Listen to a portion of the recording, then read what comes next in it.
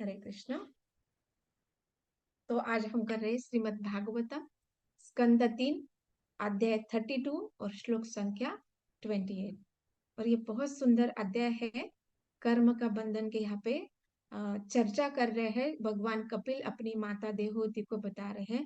That means वो हमारे लिए ही प्रत्यक्ष रूप से हमें समझना है कि कैसे हम जो जीव इस भौतिक जगत में आ गिरे हैं और कैसे हम इस जगत में भौतिक बंधन के कारण अनेक प्रकार के सुख दुख सुख दुख भोगते हैं।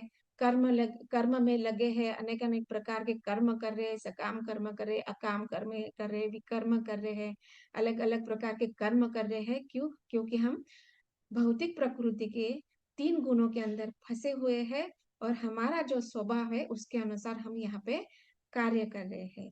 और ये बहुत सौभाग्यशाली बात है कि हम इस्कॉन जैसी प्रामाणिक संस्था से जुड़े हैं और खास करके हम माता जी के संग में है। तो ये बहुत हमें अच्छा मौका मिला है कि कैसे हम ये जो कर्म का बंधन है इससे मुक्त हो सकते हैं। और इसके लिए यहाँ पे हमें ये जो मौका प्रदान किया गया है माता जी द्वारा, तो इसका हमें जरूर लाभ लेना है कि कैसे हम ये हमारे जो कर्म के बंधन है अनेक अनेक जन्म से हम बंधे हुए हैं, इसको मुक्ति पाने का ये बहुत सुनहरा सुनहरा मौका हमें प्राप्त हुआ है। तो इसके हमें लाभ उठाना है। और यही बात यहाँ पे भगवान कपिल देव माता देवहूति को समझा रहे हैं। और ये हमें अपने जीवन में हमें आत्मसात करना है। जैसे हम देखते हैं ना कि इस भौतिक जगत में बहुत अनेक अनेक प्रकार का ज्ञान है। बहुत प्रकार का ज्ञान हमें प्राप्त होता है और उस ज्ञान के लिए हम बहुत मेहनत भी करते हैं। और ये जो ज्ञान हमें प्राप्त हो रहा है ये कैसे है? आध्यात्मिक ज्ञान है। और जैसे भौतिक जगत का ज्ञान हम क्या करते हैं, इस शरीर का पालन पोषण करने के लिए उसका हमें फायदा होता है।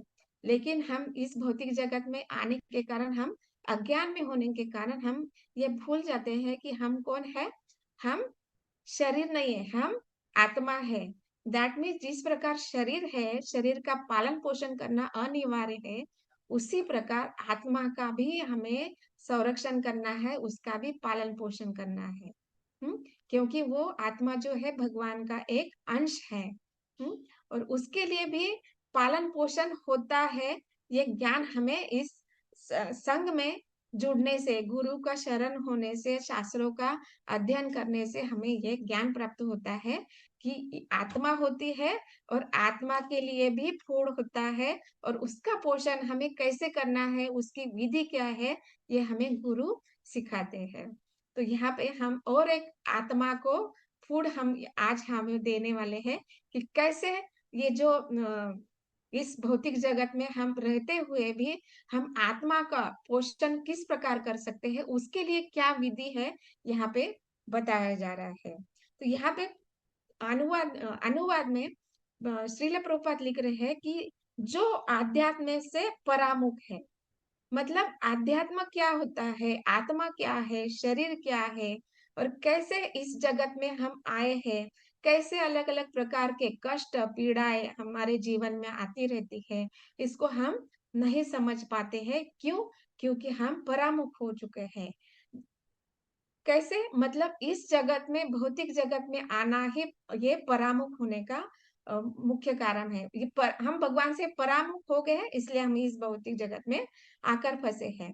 लेकिन भगवान इतने दयालु है कि हम कितना ही उनसे विद्रोह करें, द्वेष करें, कुछ भी करें, फिर भी भगवान हमें हमारा संरक्षण करते हैं, हमारा पोषण करते हैं और हमारे लिए बहुत अनेक अनेक प्रकार के कार्य करते हैं। कैसे? अनेक अनेक अपने प्रतिनिधि भेजते हैं, देवी देवता भेजते हैं, गुरु भेजते हैं, साधु शास्त्र भेजे हैं। और भगवान ने यहाँ पे हमारे लिए धाम भी रखे हैं कि जिसको देखकर, जिनको जानकर हम अनेक प्रकार के ज्ञान प्राप्त कर सकते हैं। और भगवान कौन है, हम शरीर कैसे है और कैसे हम आत्मा, शरीर और भगवान को जान सकते हैं, ये सब बताया जा रहा है। और इस ज्ञान से जब हम परामुख हो जाते हैं तो हमारे जीवन में कष्ट आने अनिवार्य है। और इस हम क्या होता है, हम अज्ञान में फंसने के कारण हम भगवान को अपनी अपनी जो समझ होती है, अपनी जो सीमित ज्ञान के चक्षु से हम भगवान को देखने का प्रयास करते हैं। भगवान को देखने का मतलब इस भौतिक जगत में क्या-क्या कार्य होते हैं, क्या-क्या कार्य करने होते हैं या कैसे-कैसे कार्य करने होते हैं, इसको हम समझने का प्रयास करते हैं। और जैसे हम देखते हैं कि हमारा स्वभाव और गुण के कारण हम जैसे 3 गुण है ना, तो तमोगुण में अगर है, तो हम तमोगुण के दृष्टिकोण से देखेंगे कि हम भगवान को कैसे जान सकते हैं। या मतलब कोई बहुत शक्तिशाली कोई शक्तिशाली कार्य करता है या बहुत अम, ध्यान धारणा ऐसे कार्य करता है, तो हम समझते हैं कि हाँ, मतलब जैसे इस भौतिक जगत में देखते हैं कि कोई योगी या ध्यानी है, अनेक प्रकार का चमत्कार वगैरह करते हैं, तो हम क्या सोचते हैं कि ये बहुत बड़ा मतलब भगवान के जैसे कार्य कर रहे हैं। तो क्या होता है, हम गुण के अंदर होने के कारण उनको ही भगवान मानने लगते हैं। जैसे कि सेकंड दूसरे स्कंद में बताया गया है कि भगवान को जानने की 3 प्रकार की 3 अवस्थाएं बताए गए हैं। जैसे वो पहली है ब्रह्मा अवस्था, दूसरी है परमात्मा और तीसरी है भगवान। हुँ? तो जैसे कि इस भौतिक जगत में देखे जाते हैं कि 3 प्रकार की ये जो भगवान की जो अवस्था है या हम उसको कहेंगे भगवान के जानने की जो विधि है, तो 3 प्रकार के योगी जो होते हैं, तो उसमें पहले बताए जाते हैं कि ब्रह्म, तो मतलब क्या? वो जो इस भौतिक जगत में जो तेज दिख रहा है, उनको ही वो ब्रह्म मानते हैं। मतलब ब्रह्म मतलब उनको ही भगवान मानते हैं। हुँ? लेकिन वहाँ पे क्या होता है, वो जो तेज है, उसमें किसी प्रकार का आकार या किसी प्रकार का रूप वहाँ पे नहीं देखा जाता है। इस प्रकार से वहाँ पे कोई ये जो ब्रह्म को जानने वाले मानने वाले जो होते हैं, उनको ध्यानी कहा गया है। हुँ? वो ध्यान करते हैं उस भगवान के निराकार स्वरूप को, भगवान के तेज को ही वो भगवान मानकर उनके ऊपर ध्यान करते हैं। और दूसरे प्रकार के जो लोग हैं, जो परमात्मा अवस्था को मानते हैं और वो क्या करते हैं कि अलग-अलग जो साकार स्वरूप है या निराकार स्वरूप है, उसमें भी परमात्मा को मानते हैं। हुँ? मतलब वो जैसे हम देखते हैं परमात्मा कितने प्रकार के हैं? किसको याद है 3 प्रकार के परमात्मा हैं? हाँ? कौन से हैं 3 प्रकार के परमात्मा? इस अनोदकशाही नहीं, यही है क्या माता जी? क्षीरोदकशाही विष्णु, यस, हाँ, करेक्ट। गर्भोदकशाही, कारणोदकशाही। यस माता जी। तो 3 प्रकार के ये जो विष्णु है, उनको परमात्मा कहा जाता है। तो सबसे पहले आते हैं कारणोदकशाही विष्णु, जो इस ब्रह्मांड के स्वामी कहे गए हैं, समस्त ब्रह्मांड के। उसके बाद आते हैं कारणोदकशाही विष्णु, दैट मीन्स महाविष्णु। उसके बाद आते हैं गर्भोदकशाही विष्णु, चतुर्दक्षा। या गर्भोदकशाही विष्णु। और तीसरे जो है अनेक जो चर और अचर वस्तुओं के जो परमात्मा है, उनको कहा जाता है क्षीरोदकशाही विष्णु। तो ये 3 प्रकार के जो परमात्मा है, तो ये जो योगी होते हैं, ये 3 प्रकार के परमात्मा को मानते हैं और वो चर और अचर में परमात्मा को देखते रहते हैं। लेकिन यहाँ पे बताया जा रहा है कि ये जो भगवान के जो ये 3 जो अवस्था है, ये कैसे है? इसमें जो पहले जो बताया गया ना ब्रह्म और परमात्मा, इसको निराकार कहा जाता है। हुँ? क्योंकि ब्रह्म क्या है? भगवान का तेज है और जो परमात्मा है, उसका स्वरूप अलग-अलग प्रकार के होते हैं। जैसे परमात्मा का स्वरूप को इस भौतिक जगत में समझना थोड़ा कठिन हो जाता है। ऐसे तो भगवान जो परमात्मा स्वरूप है, वो चतुर्भुज होते हैं। हुँ? जैसे हम देखते हैं कारणोदकशाही विष्णु, हम लोगों ने देखा होगा ना कि कारणोदकशाही विष्णु जो है समुद्र के जल में लेटे हुए हैं और वो कैसे अनंत शेष की शैया पर लेटे हुए हैं और वो चतुर्भुज रूप में है और उनके चरणों में श्री लक्ष्मी जो उनकी पाद सेवा कर रही होती है, उनके नाभि से एक कमल निकला हुआ है जहाँ पे ब्रह्मा जी स्थित है।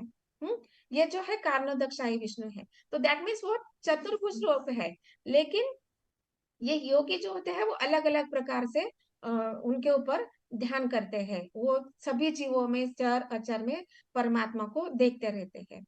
लेकिन ये जो स्वरूप है वो थोड़ा उनके लिए समझना कठिन हो जाता है। जैसे भगवत गीता के 12वें अध्याय में कहा गया है, क्लेशोदिकस्तरस्तेषाम्।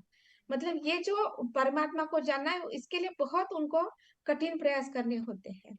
लेकिन जो तीसरी अवस्था है भगवान की, ये भगवान का ये क्या है, ये साक्षात स्वरूप है। तो ये साक्षात स्वरूप कैसा है, बहुत समझना सरल है, क्योंकि ये चतुर्भुज रूप में होते हैं, कभी द्विभुज रूप में भी हम देख सकते हैं। और ये किसको जानना बहुत सरल इसलिए है क्योंकि अनेक अनेक ऋषि मुनियों तथा भगवान के जो परम भक्त है, उन्होंने साक्षात दर्शन किया है और उन्होंने साक्षात संगति की है भगवान की, और वो प्रत्यक्ष रूप से भगवान की सेवा भी करते आए हुए हैं। इसलिए हम उनको समझना बहुत आसान हो जाता है। और ये यहाँ पे तात्पर्य में श्रील प्रभुपाद बताते हैं कि परम सत्य भगवान एक ही है। जैसे हम देख रहे हैं ना कि ये भगवान की जो तीन अवस्था है, ये ब्रह्म और परमात्मा, ये भगवान की ही अवस्था है। लेकिन योगी और ध्यानी अपने अपने ज्ञान के आधार पर उनको समझने का प्रयास करते हैं। वो अपना जितना ज्ञान है, सीमित ज्ञान है, उसके अनुसार सोचने का वो प्रयास करते हैं। लेकिन यहाँ पे बताया जाता है कि भगवान, परम सत्य भगवान एक ही है, किंतु अपने निराकार स्वरूप के कारण वह सर्वत्र व्याप्त है। दैट मीन्स यहाँ पे ये जो ध्यानी योगी जो है, ये भगवान के जो अलग अलग स्वरूप है उसको देखने का, उसको जानने का प्रयास करते हैं। और वो भी कैसे, अपने सीमित इंद्रियों तथा अपनी सीमित ज्ञान के आधार पर। और यहाँ पे जो श्लोक संख्या 26 में भी बताया गया है कि ये जो भिन्न भिन्न प्रकार के जो स्वरूप है भगवान के, जैसे निर्गुण ब्रह्मा, परमात्मा, ये जो दो स्वरूप है, इसको देखना बहुत कठिन हो जाता है। क्योंकि उनका स्वरूप वहां पे नहीं है, क्योंकि निराकार है। निराकार को कैसे हम देख सकते हैं?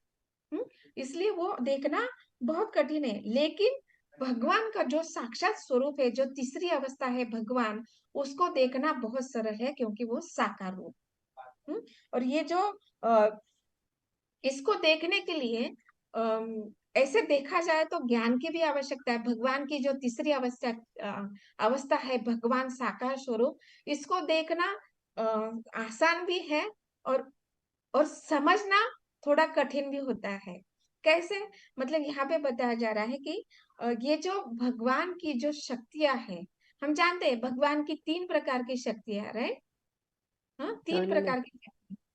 हाँ, तो బహిరంగ यस, हाँ, तिरंगा बहिरंग, तटस्थ तटस्थ and अंतरंग अंतरंग अंतरंग, कर ये जो तीन शक्तियां हैं, तो भगवान की ये जो बहिरंगा शक्ति, अंतरंगा शक्ति और तटस्थ शक्ति, तो इस भौतिक जगत में जो सारे जीव है, ये तटस्थ शक्ति कहे गए हैं भगवान के। और ये जो भगवान की दो शक्तियां हैं, बहिरंगा शक्ति और अंतरंगा शक्ति, तो बहिरंगा शक्ति जो है इस भौतिक जगत में कार्य करती है, जिसको महामाया कहा जाता है। और भगवान की जो तीसरी शक्ति है, जो अंतरंगा शक्ति है, वो भगवान की योग माया शक्ति है, जो वो भगवान की आध्यात्मिक जगत में भी आध्यात्मिक जगत में मुख्य रूप से कार्य करती है। लेकिन ये जो महामाया है, इस महामाया भौतिक जगत में कार्य करते हुए भी कभी कभी हम अनुभव कर सकते हैं कि ये जो भगवान की योग माया, जो अंतरंगा शक्ति है, वो भी इस भौतिक जगत में देखी जा सकती है। कैसे कि भगवान के जो शुद्ध भक्त है, वो भगवान के शुद्ध भक्त कैसे होते हैं, भगवान के ही समान स्तर माने जाते हैं। जैसे गुरु है, अनेक अनेक प्रकार के जो भगवान के शुद्ध सत्व गुण में स्थित भगवान के संगी है, पार्षद है, और वो निरंतर उनकी सेवा में लगे हुए हैं। उनके ऊपर जो माया का प्रभाव जो होता है, महामाया का प्रभाव हम नहीं देख सकते हैं। उनके ऊपर जो प्रभाव होता है, वो अंतरंगा शक्ति का प्रभाव होता है।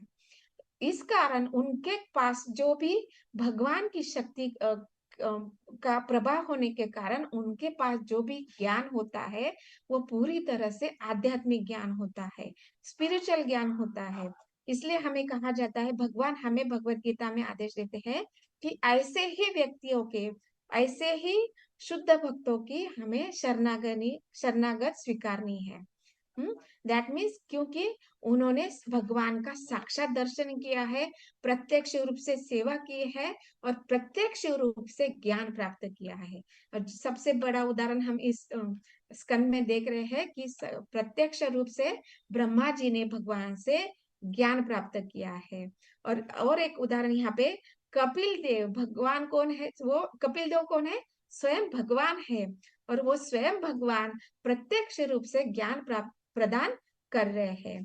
तो इस प्रकार हम देखते हैं कि जब प्रत्यक्ष रूप से जो ज्ञान है भगवान अपने शिष्य को प्रदान करते हैं, तो वो ज्ञान कैसे होता है? पूर्ण होते हैं, और वो इंद्रियों से परे होता है। वो इंद्रियों से परे होता है। दैट मीन्स वो कैसे है?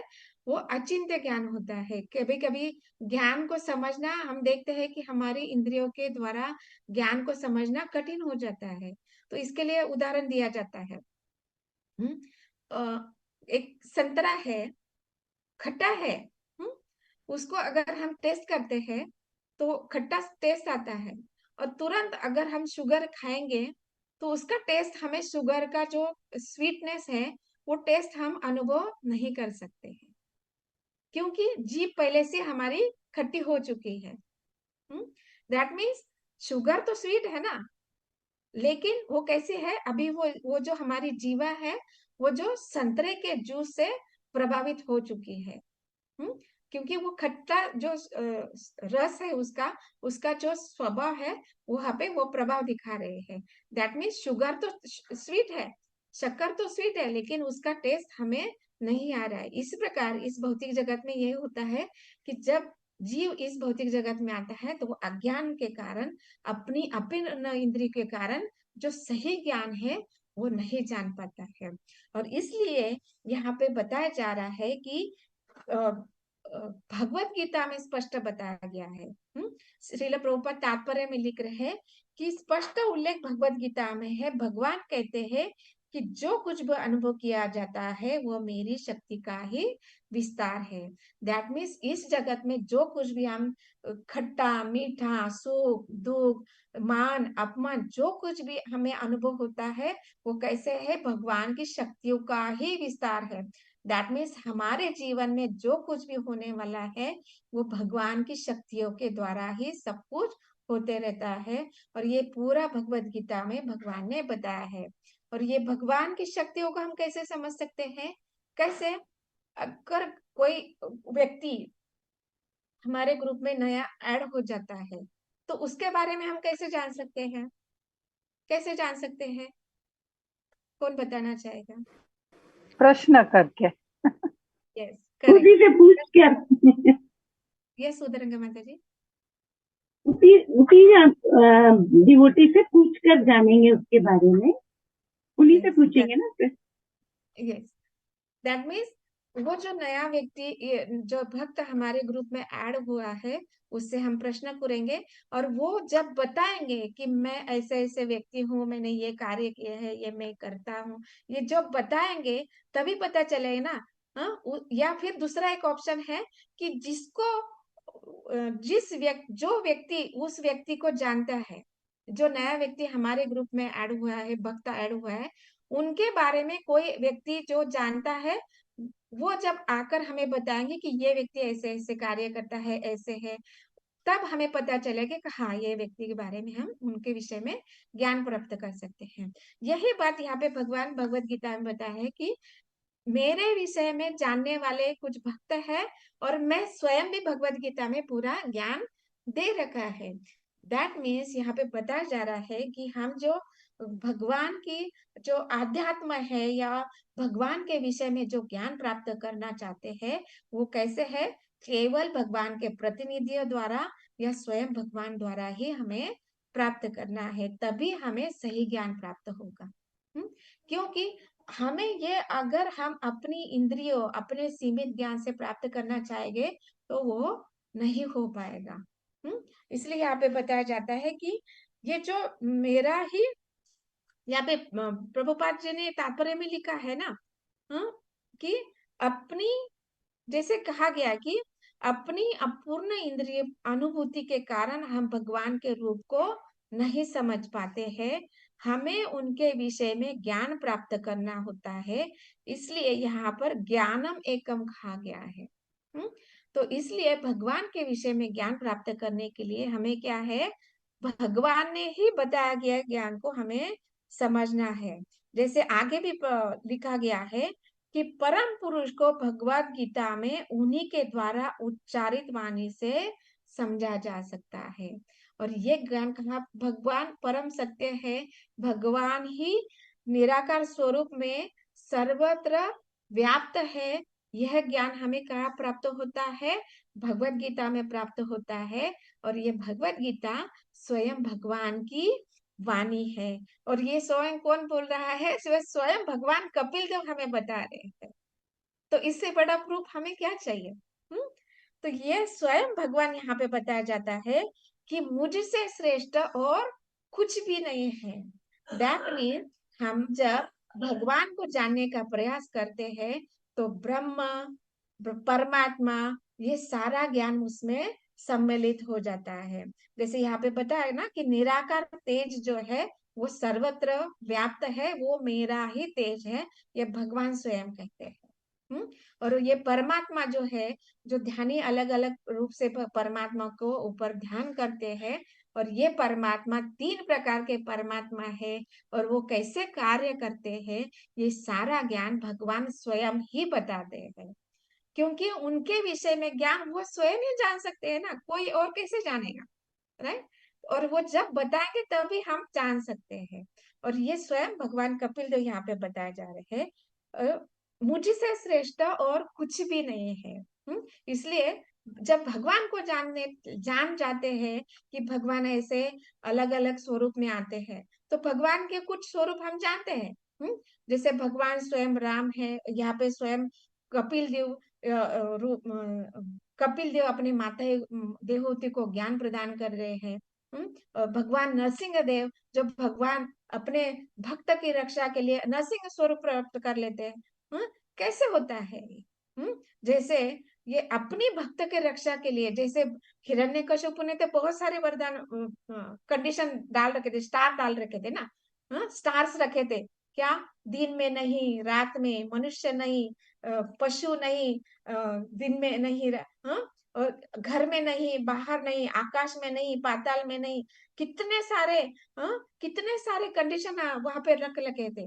लेकिन भगवान कैसे है, सर्वश्रेष्ठ है। उनको पता है किस व्यक्ति के लिए मुझे किस स्वरूप का ध्यान, किस स्वरूप धारण करना है, और किस राक्षस के लिए मुझे विशेष प्रकार का शरीर धारण करना है, ये सब भगवान जानते हैं।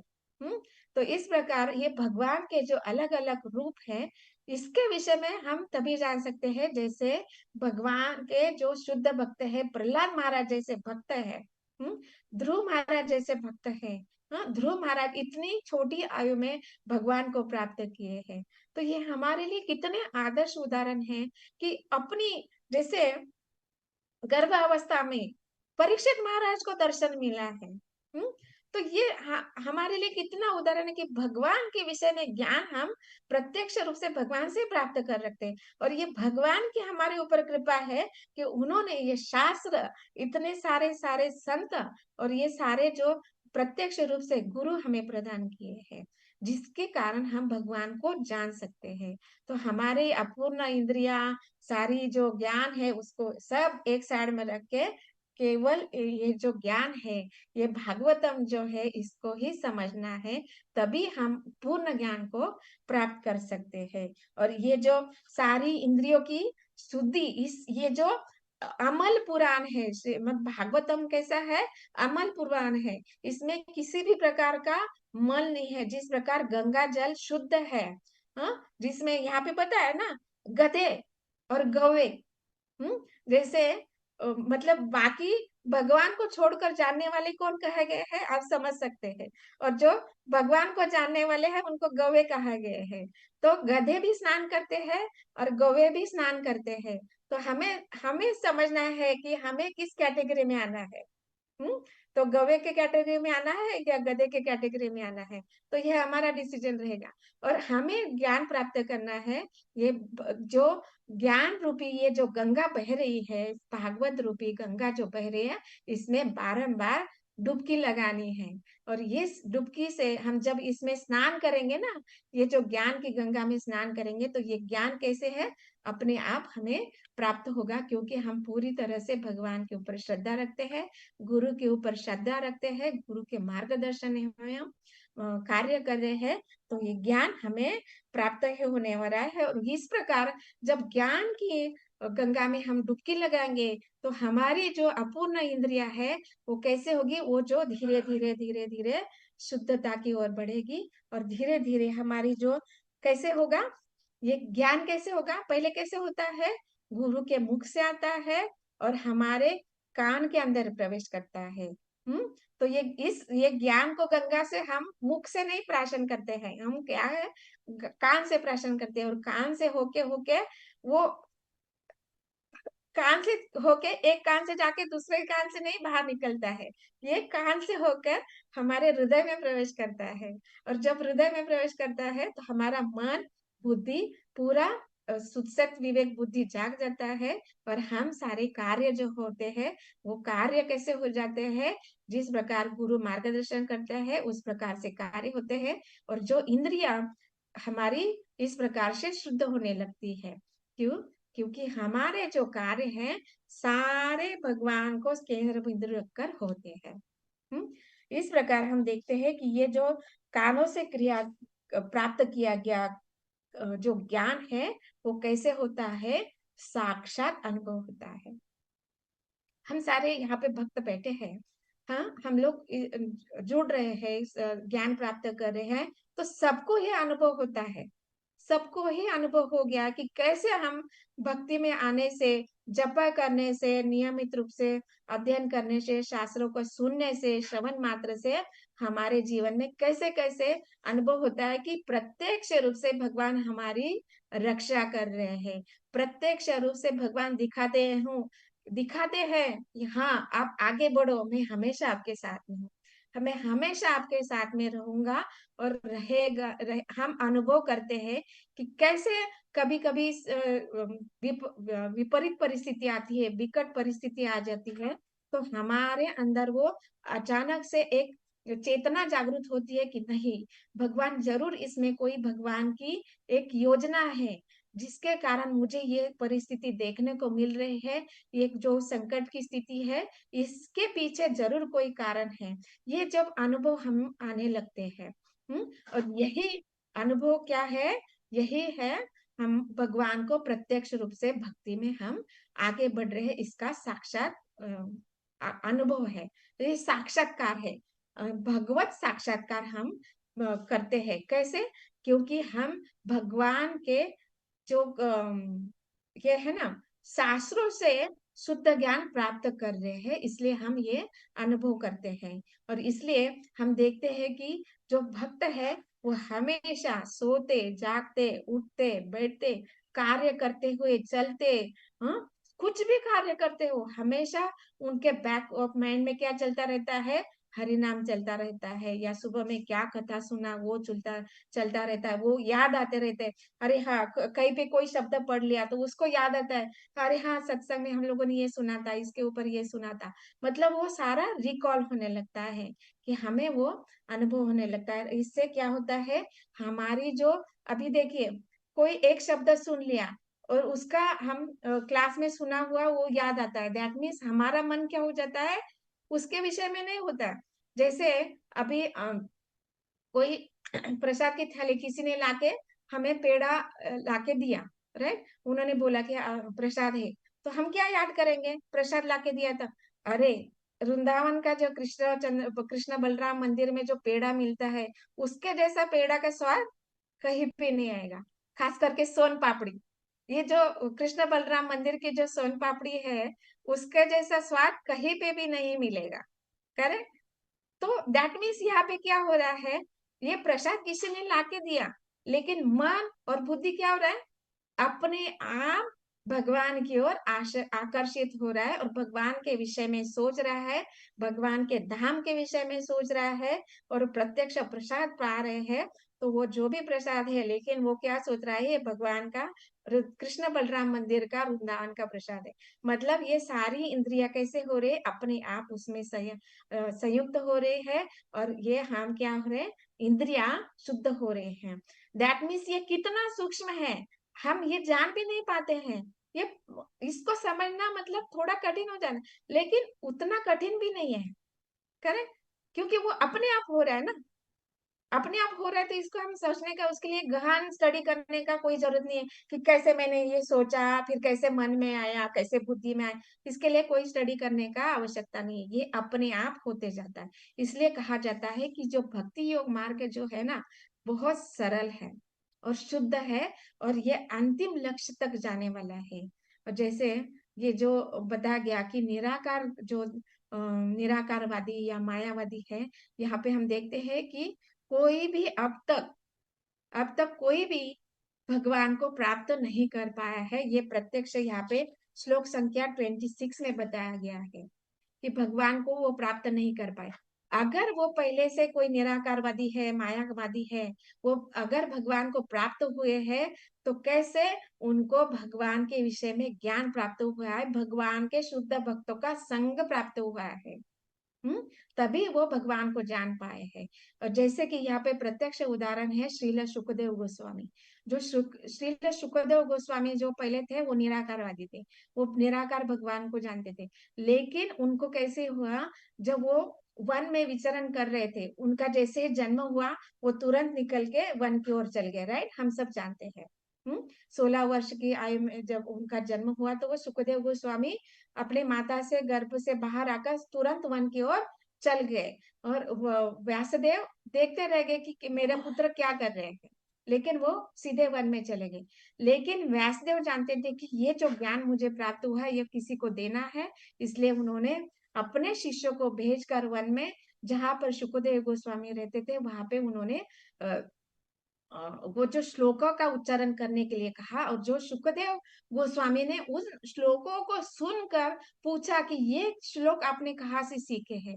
और इस प्रकार सुखदेव गोस्वामी वापस व्यासदेव के पास आए और उन दैट मीन्स जब उन्होंने श्लोक सुने, उसके ऊपर, वो श्लोक के ऊपर वो उनका आकर्षण हुआ। और वो जब आकर व्यासदेव से मिले, तब उन्होंने पुनः वो जो भागवत ज्ञान जो आज हम यहाँ पे पढ़ रहे हैं, इस ज्ञान को पूर्ण रूप से प्राप्त किया। और तभी वो पूर्ण रूप से भगवान के शुद्ध भक्त बन गए।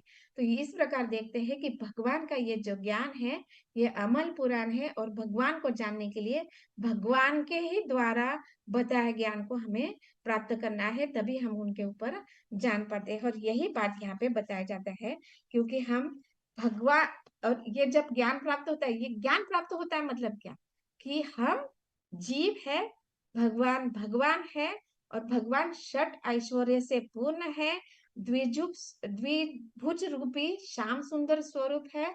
और उनकी एक अंतरंगा शक्ति है, श्रीमती राधा रानी है, उनके अनेक अनेक पार्षद है। और ये इस भौतिक जगत में जो कुछ भी है, वो कैसा है, भगवान की बहिरंगा शक्ति का ही प्राकट्य है। जो कुछ इस भौतिक जगत में देखते हैं, ये बहिरंगा शक्ति का ही रूपांतरण है। और जब इस ज्ञान को हम प्राप्त होते हैं, तो हम अपने स्वभाव को, मतलब जीव अपने स्वभाव को जान जाता है कि स्वामी भगवान है और हम उनके शाश्वत दास है। ये ज्ञान हमें प्राप्त होता है और इसको जान लेने के बाद हमारी चेतना जो है, हमेशा ही कृष्ण भावना भावित रहेगी। और यही शास्त्रों में बताया गया है कि हमारी चेतना हमेशा आध्यात्मिक होनी चाहिए। यही श्रील प्रभुपाद इस श्लोक के द्वारा हमें समझाना चाहते हैं। और यही बात श्रील कपिल देव मुनि अपनी माता देवहूति को समझा रहे हैं।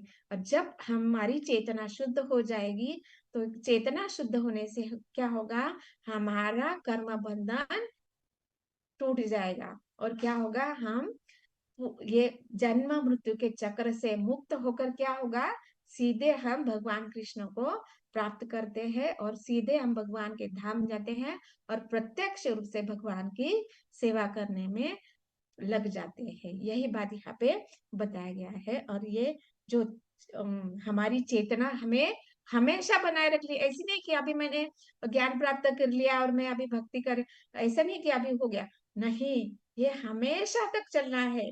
इस भौतिक जगत में भी और आध्यात्मिक जगत में जाने के बाद भी हमें भक्ति ही करनी है, भगवान की सेवा ही करनी है। यही बात यहाँ पे बताए जा रहे हैं। तो ग्रंथराज श्रीमद् भागवतम की जय, श्रील प्रभुपाद की जय। Thank you so much.